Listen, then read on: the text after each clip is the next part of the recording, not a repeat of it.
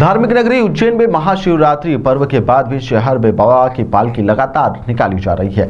उज्जैन के नलिया बाखल में स्वर्ग द्वार पर महादेव की पालकी निकाली गई। राष्ट्रीय संत और राज्यसभा के सांसद बाल योगी इस दौरान मौजूद रहे। संत ने कहा कि सनातन धर्म और ध्वजा देश भर में लहराते हुए इस तरह के आयोजन लगातार होते रहना चाहिए।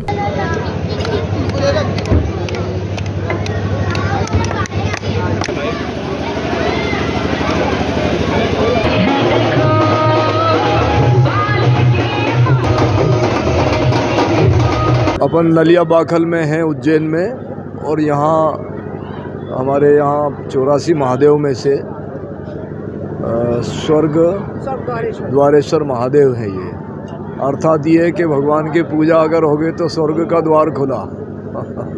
तो यहाँ से ममता सांगते जी और इनके समस्त सहयोगी भगवान महाकाल से प्रेरणा लेकर के और सनातन धर्म जीवित रहे, और हमारी जो परंपरा है कि सनातन धर्म की ध्वजा लहराती रहे पूरे देश में, तो उसी को लक्ष्य बना करके पिछले 3 वर्षों से भगवान महाकाल की पालकी शिवरात्रि के 2 दिन बाद निकालते हैं, और ये उसी का उत्सव है।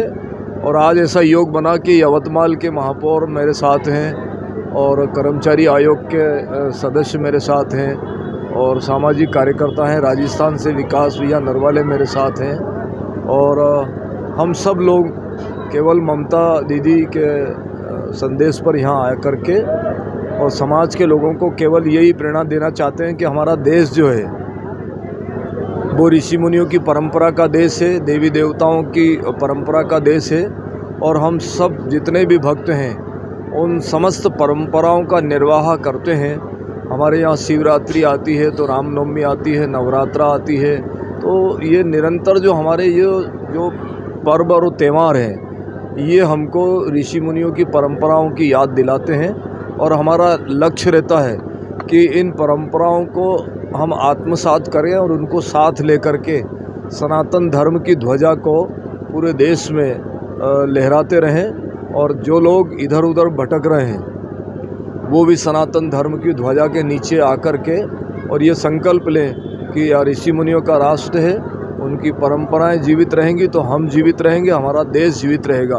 आए आप और हम सब मिल कर के भगवान महाकाल की पालकी का प्रारंभ करते हैं, और सब लोगों को भगवान महाकाल की शरण में ले जा कर के उनका जो है कल्याण हो, ऐसी हमारी भावना है। यहाँ धार्मिक है, और ये वाला विषय मैं कोशिश करूंगा कि इस विषय को और कभी कहीं बोलेंगे अपन। ये तो धार्मिक कार्यक्रम है हमारा, और हम सब लोग मिल कर के और धार्मिकता के जो ध्वजा है उसके नीचे सब लोगों को आने का संकल्प दिलाएंगे, चाहे वो किसी भी पार्टी का हो, किसी भी क्षेत्र में काम करता हो।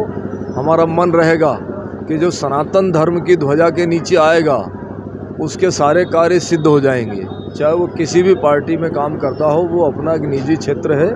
लेकिन ये ज़रूर है कि जो अपने पूरे जीवन में सनातन धर्म को साथ लेकर के चलेगा उसका कार्य सिद्ध होगा।